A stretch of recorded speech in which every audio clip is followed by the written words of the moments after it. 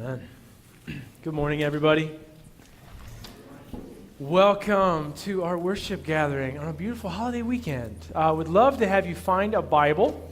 If you don't have one, we're able to bring one with you. There should be a red Bible sitting on the row that you're in somewhere, or you can take out the sermon notes portion, the loose sheet that's in your bulletin, and scan the QR code. You can follow along that way. But turn in your Bibles to 1 Kings chapter 19. 1 Kings 19. Before we get into the sermon, I want to make just one more quick announcement. And this one has to do with some upcoming sabbaticals. Some of you have been around the church for any length of time, have experienced sabbatical, that the church has adopted this policy to give pastors who are in full-time vocational ministry the gift of time. Every 4 years, pastors receive 3 months to sort of pull away from ministry, to spend intentional time with God, to be restored and fed so that we can lead well. And it's this amazing gift that I have received, other pastors have received, and we really hope, like our prayer as pastoral staff, is that the gift is returned to you as a congregation through leaders that are healthy and whole. And so Howard and Jesse are both having sabbaticals that begin here in the next couple of weeks. Howard, our lead pastor, is going to start his sabbatical on June 19th, and it'll go through mid-September. Howard is hoping to step back and reflect a little bit on Journey as a whole and where we are as a church, 3 campuses, planning to do a lot of reading, attending a couple conferences, and just spending a lot of time in just quiet reflection. Kathy, Howard's wife, is looking forward to spending some relaxed time with their kids and grandkids, especially those in Virginia and Pennsylvania. Some of you may not know, Howard and Kathy, they have 3 kids. One is in Wichita, another is and their family is in Harrisonburg, Virginia, and then another one is in Pennsylvania, and their family is now moving to New Hampshire. So that commute is getting a little bit longer to go see them. So they get to spend some time with their family at a distance, so this incredible gift of time. And then Howard is also, he is spending a portion of his time right now starting this new ministry called Revive. And there are 8 churches. Many of the churches are from New York, actually, and he's coaching them and coaching leaders and elder teams toward just engaging in mission in their own neighborhoods and communities. So Howard's going to continue doing that while on sabbatical. Jesse, our youth pastor, who's in the house, is starting his sabbatical on July 3rd after they get back from Thailand. And his sabbatical will go to October 2nd. Jesse plans to spend time in school. Some of you know he and I are both in seminary, and we've had our summer break. We ended the class on Friday, started the class on Monday. That was our summer break. And so Jesse's going to continue going to school, learning about youth ministry in a multi-site church. Like, just how does he lead youth ministry at 3 locations? And just hopes to spend some time being outside with his family. Some of you may not know this, but Jesse's a wood carver. He's gotten into wood carving pretty significantly over the last couple of years. He hasn't shown me anything that he's made. But talk to him about that. I'm sure he would love to talk about some of that. So I imagine he'll do some wood carving as well. Pray for them. Pray for Howard and Kathy. Pray for Jesse and Shiloh and their families as they step away and just get to receive this time, this gift of having this vision for church leadership rekindled in them and this intense time with God. So pray for them and bless them. Also pray for us who are sort of left behind over the summer. So 1 Kings chapter 19, this is our 3rd week in this series called Elijah, where we've just been looking at these few chapters from the book of 1 Kings, Elijah's life, and some of these high points, and today we're talking about a low point. The title of this sermon is called Discouraged. Discouraged, which I find it to be an interesting word, to have your courage sort of taken away from you, to find yourself at a place for whatever reason, whether it's from your own choices or just things that have happened outside that you've had no control over, but the courage isn't there. The courage for what? Well, the courage to get out of bed in the morning, or the courage to come to a worship service where everybody seems so stinking happy, right? You know, like, is this I find it hard, maybe. I don't know if you've ever had these moments where it's like you know you're going to be in a public setting and you know people are going to ask you how you're doing, and you don't really want to be honest, so it would be easier to just kind of do this. Because people are going to ask you, hey, how you doing? I'm fine. The truth is you're not fine. You're in pain, you're hurting, but we just sort of like feel this need to be something we're not, to present something we're not. And so we just sort of like put this smile on our face because this is how we feel like we're supposed to be. We're supposed to be happy. I remember learning this song as a kid. Some of you maybe did too, and it has plagued me. It's called, I don't know what the title of it, but one of the lines says, I'm inright, outright, upright, downright, happy all the time. I see some of you saying it with me, I'm happy all the time. Well, the problem is I'm not. Like Joel Osteen may be the only person on the planet who's that happy all the time. I'm not happy all the time, and when we view this,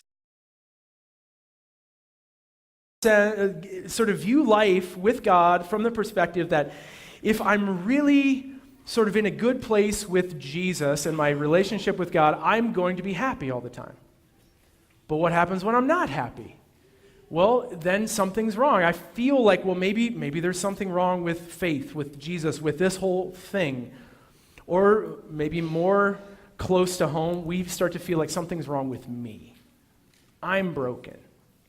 Something's wrong with me because I'm not happy all the time and I'm supposed to be. One of the things I love about the Bible is that it is brutally honest.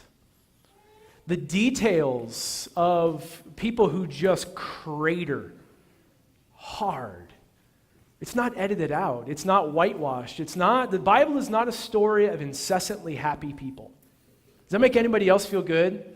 It's not a story of just people who are just in, right out, right up, right down, right happy all the time. It's a story of people who are experiencing life with God and yet are experiencing the full array of human emotions. Yes, there is joy. Yes, there's like pervasive sense of joy, but there are also these moments of pain and discouragement and brokenness, and this is reality. This is our life. This is our story. The truth is nobody's fine.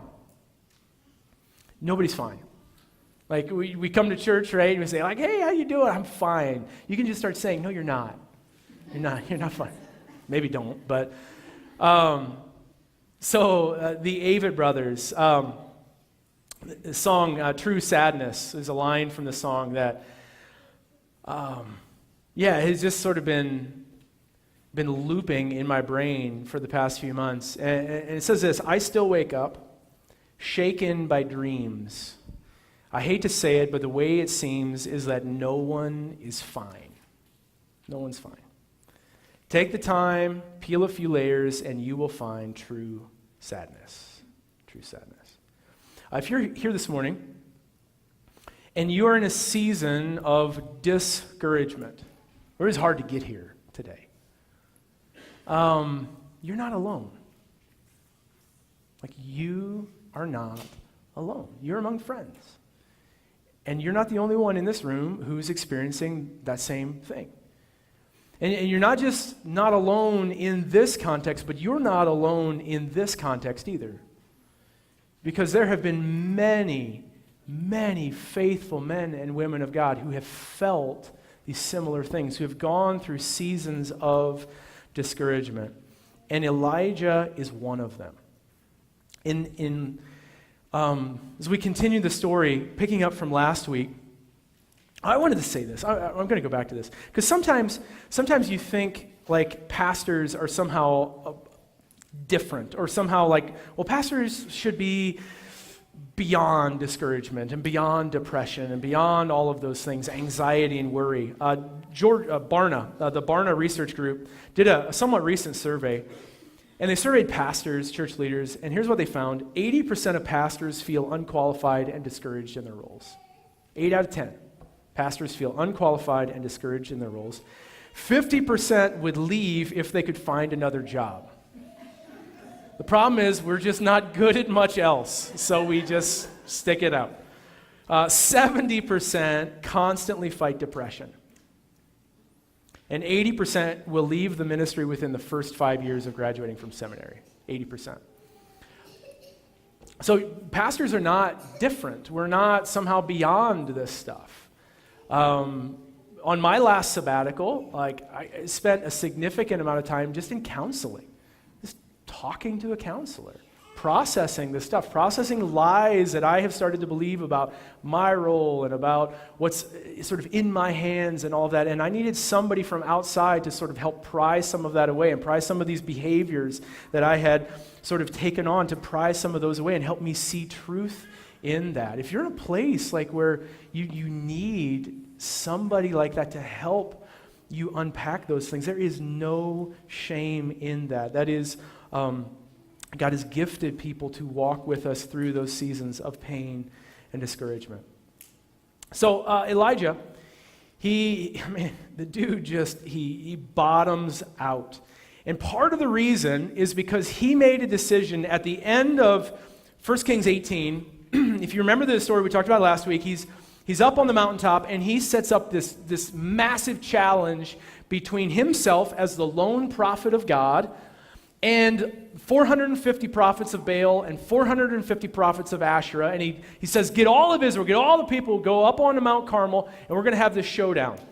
And while all of Israel is gathered there on Mount Carmel, the prophets of Baal and Asherah are exposed as kind of frauds. They're not gods at all. And Elijah prays this simple prayer: God, would you just send fire from heaven and consume this offering? And of course, Elijah gets his eyebrows singed from heavenly fire. It was this amazing experience of God's power. And what happens in that moment is, it says the hearts of people were turned back to God. This amazing kind of euphoric mountaintop experience. The chapter 18, verse 39 says that all the people, they fall down on their faces and they say, the Lord, He is God. The Lord, He is God. What's interesting about that is that's Elijah's name. Elijah's name is the Lord is God. That's what Elijah means. So it's almost like they're like, Elijah, Elijah. They're like chanting his name, that this is the Lord, He is God. This amazing mountaintop experience. And then Elijah, caught up in sort of the zeal, filled with zealousy, which I don't think is a word, but I like it. Filled with zealousy, he says this, 1 Kings 18, verse 40. Now here's where the Sunday school lesson ends. We don't talk about verse 40 in our kids' Sunday school classes. Then Elijah commanded them, seize the prophets of Baal. Don't let anyone get away. So they seized them, and Elijah had them brought down into the Kishon Valley and slaughtered there. Hey kids, don't forget your snack. Have a great afternoon. Good night, kiddos. Slaughtered there. Elijah killed 900 prophets, 900 people. So what do we do with that? What do we do with that violence?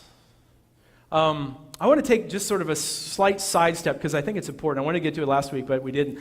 What do we do with the violence there? I mean, Elijah kills 900 prophets of Baal and Asherah here. And that sounds a lot. I mean, this is Elijah. This is the prophet. And it sounds a lot like an earlier mountaintop experience with Moses. You remember Moses on the mountaintop, Mount Sinai, and he's meeting with God and this amazing display of God's power. But while Moses is up on the mountain, everybody thinks he's dead, because the mountain's been shaken. There's fire on the mountain. And so everybody thinks he's dead. So Moses comes off the mountain, Exodus 32, and he begins to see, there we are. Moses saw that the people were running wild and that Aaron, who was left in charge, had let them get out of control, so that they had become a laughingstock to their enemies. So he, Moses, stood at the entrance of the camp and said, whoever is for the Lord, come to me. And all the Levites, this whole tribe of Levi, comes to him. Verse 27, then he said to them, this is what the Lord, the God of Israel, says. Each man strap a sword to his side, go back and forth through the camp from one end to the other, each killing his brother and friend and neighbor. The Levites did as Moses commanded, and that day about 3,000 people died. 3,000 people. So Elijah has 900 people killed. Moses has 3,000 people killed. This is Elijah. This is Moses in these moments. I mean, if we're really honest, the Old Testament has a lot of these stories. I mean, if you were going to be there, if you were somehow in that moment, you would turn your head away because you couldn't look. And there's really, really gruesome violence. How do we make sense of that? As the early church was starting to sort out like the Bible and all of that, there was this guy Marcion who said, you know what? The God of the New Testament revealed in Jesus and the God of the Old Testament, Jehovah, Yahweh, they're not the same God. That's how this guy Marcion, he said, oh, there's violence, but Jesus he does away with violence. They're different gods.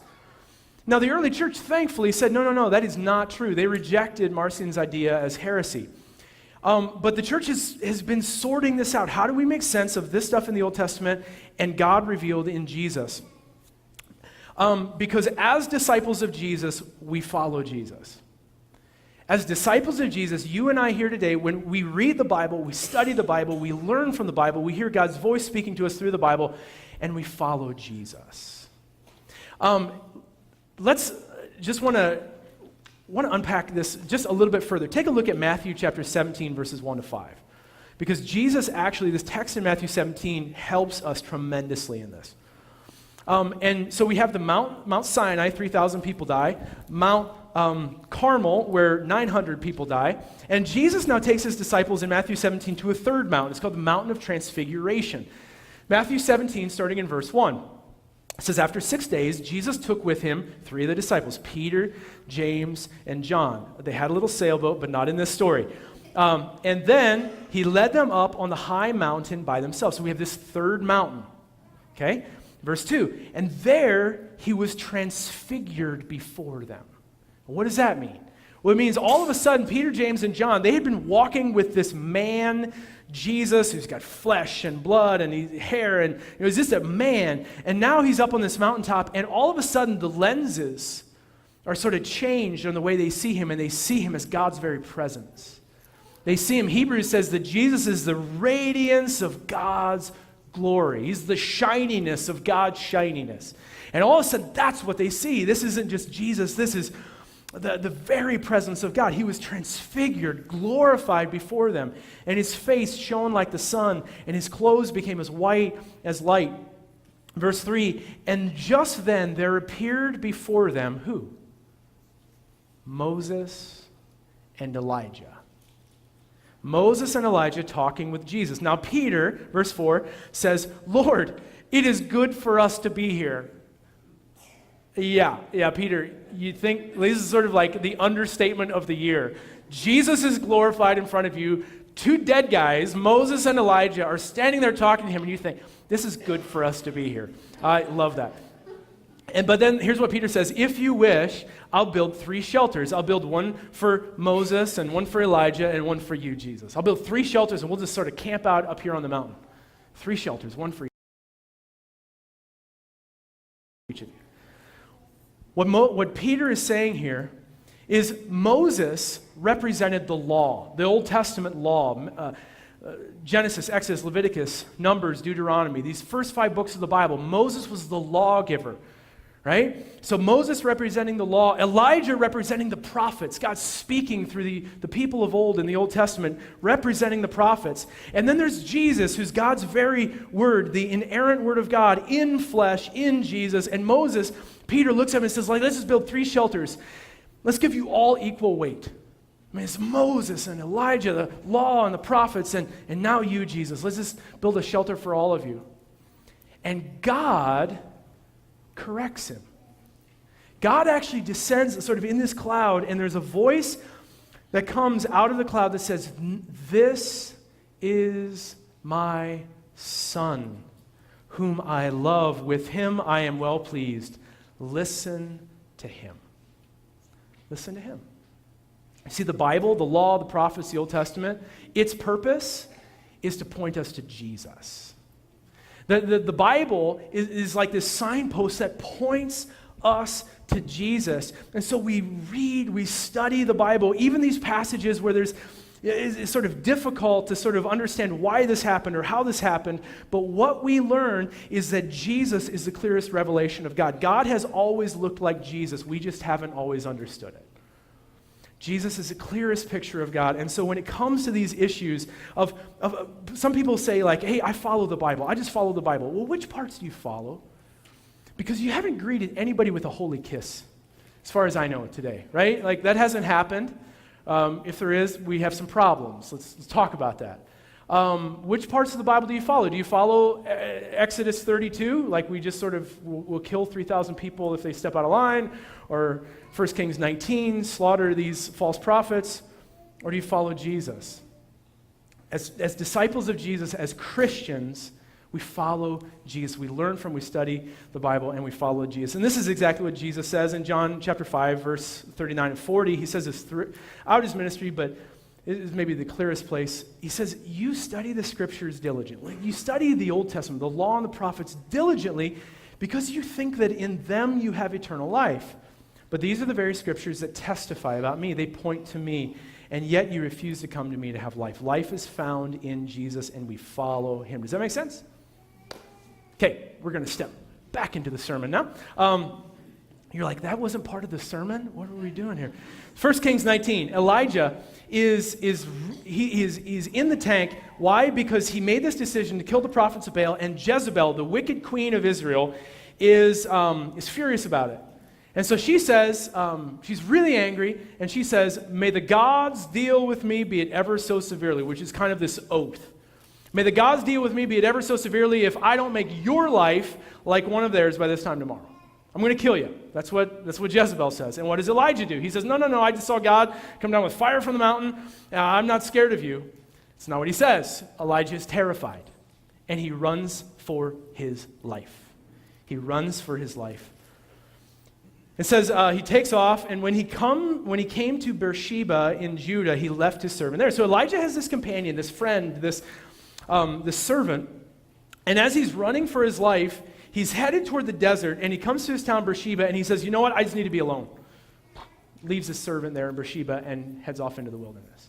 How many of you know that fear, that discouragement, that depression has this isolating tendency to it? I just want to be alone. I don't want to see anybody. I don't want to talk to anybody. I just need to deal with this by myself. Our pain has this tendency to just pull us into ourselves. And then we just sort of stiff arm everybody else away. That's what Elijah does. And that's what we tend to do. Do you know that it's in those moments of pain that we need exactly the opposite? It's not to be isolated, but to be surrounded by a loving community that see us, that love us, that are full of grace and truth. I have had this privilege of just being close to people, and in moments of pain, I've had several experiences over the last 10 years where people have said, you know what, I don't want you to come. I don't want anybody here. And we just said, you know what, too bad. So, sometimes, right, as family of God, we have to say that, sorry, too bad. Because I'm coming. But here's the thing, you don't have to talk to me. You don't have to acknowledge my presence. Pretend I'm not here, but know that you're not alone. You're not alone. Know that I see you, and I love you, and I'm here. And I've had people later, like just processing what had happened to them, these moments of intense pain, come back and say, you know what, I thought I wanted to be alone. I didn't. I was just scared to let somebody in. So sometimes, like when we're in pain, we just like turn into Heisman Christians. Like we just start stiff-arming everybody away, and we have to resist that tendency. If you're in a place of pain, if you're in a place of like just sort of you feel this sort of like, it's just sort of pulling you into yourself, if we can find the strength to resist stiff-arming people who love us away from us and inviting them to just come and sit with us. And as others, as we see this happen in the lives of our friends or family or whoever it may be, to put ourselves behind that barrier, to just say, no, I'm here and you can't get rid of me. Like I love you and you don't have to talk to me, you don't have to acknowledge my presence, but you are not alone. This is what we do for each other. This is what we need.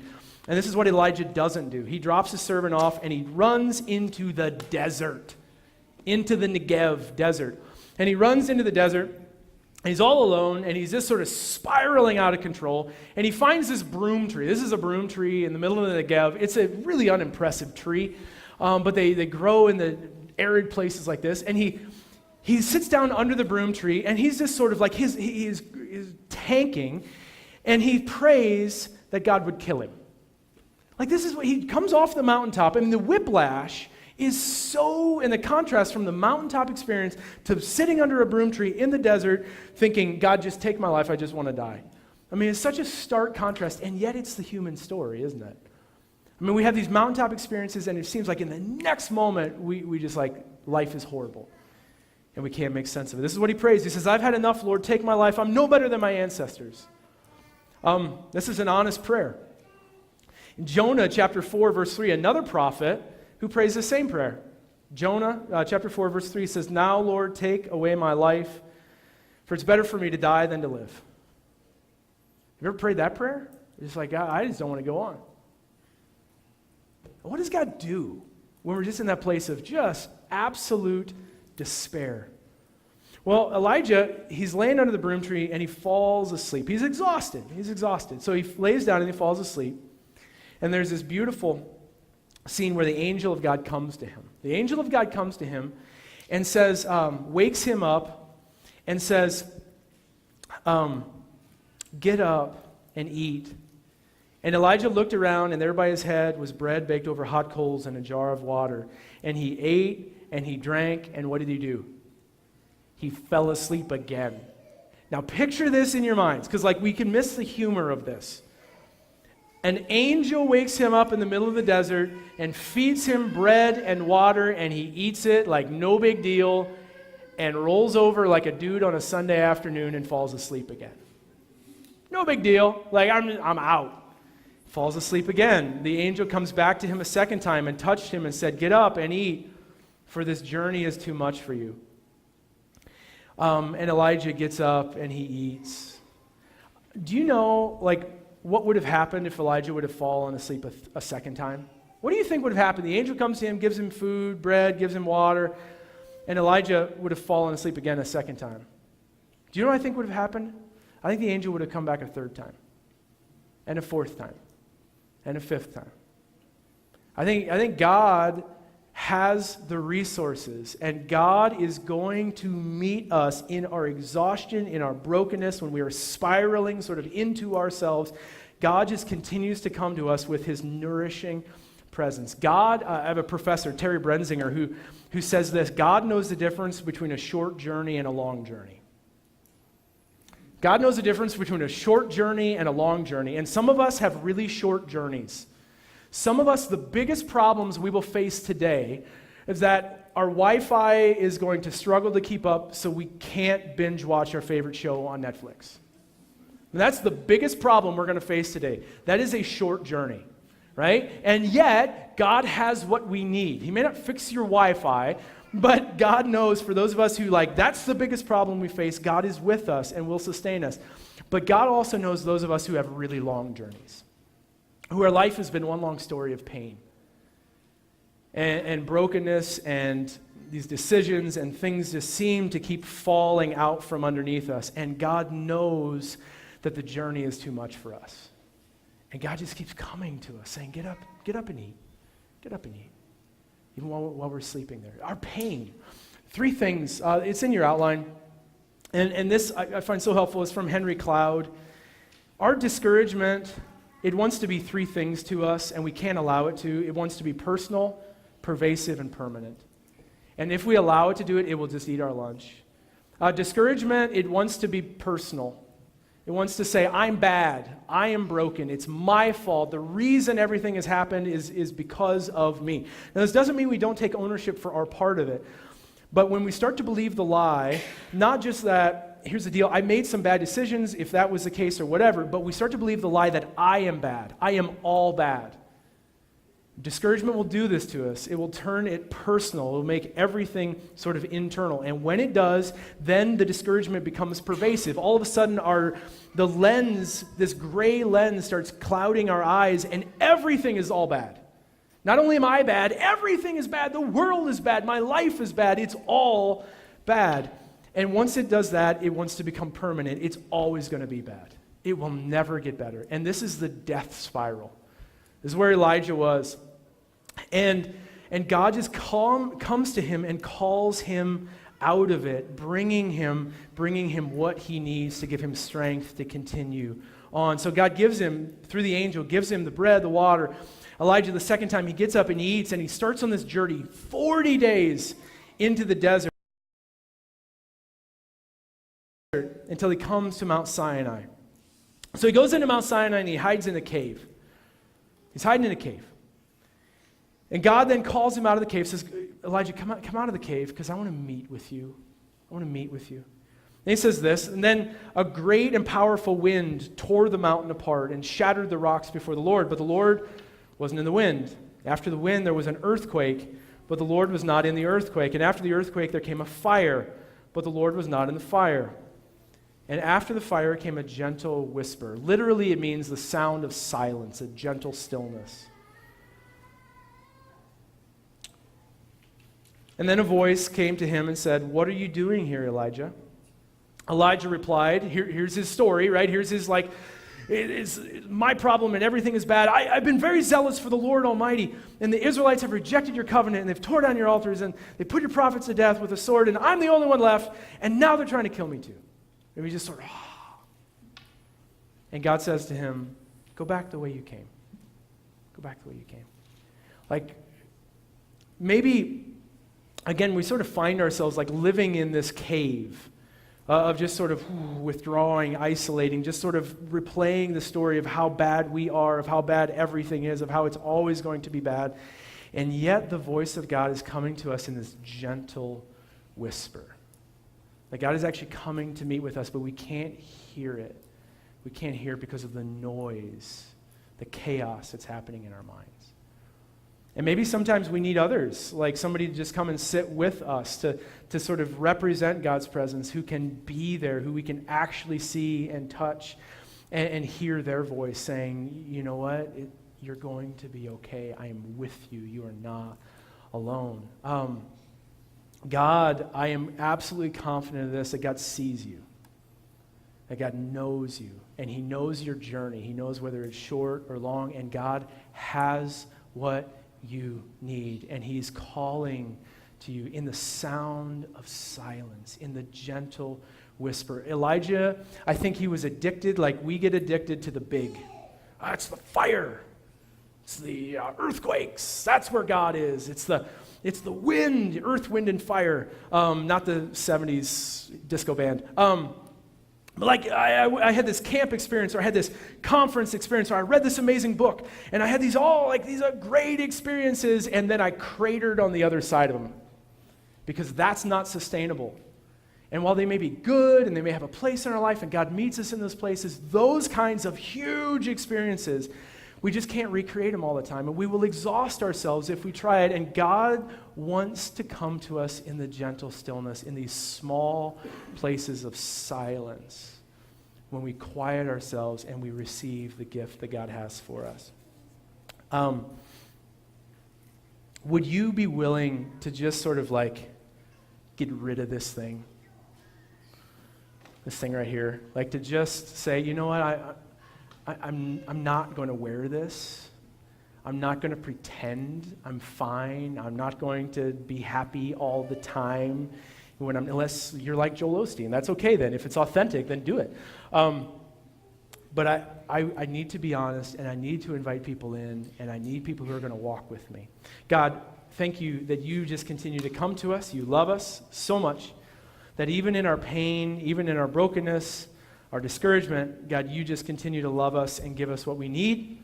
God, maybe some of us need to see ourselves just asleep under the broom tree, and we need to feel the tap of your angel just waking us up and saying, just eat this. Just relax. Just eat this. Just be nourished. Just be fed. God, thanks that you don't condemn us, that you don't tell us to suck it up, to fix ourselves. But God, you come close to us, you call us out of the cave, and you speak to us with your still gentle whisper. So speak to us now, Lord.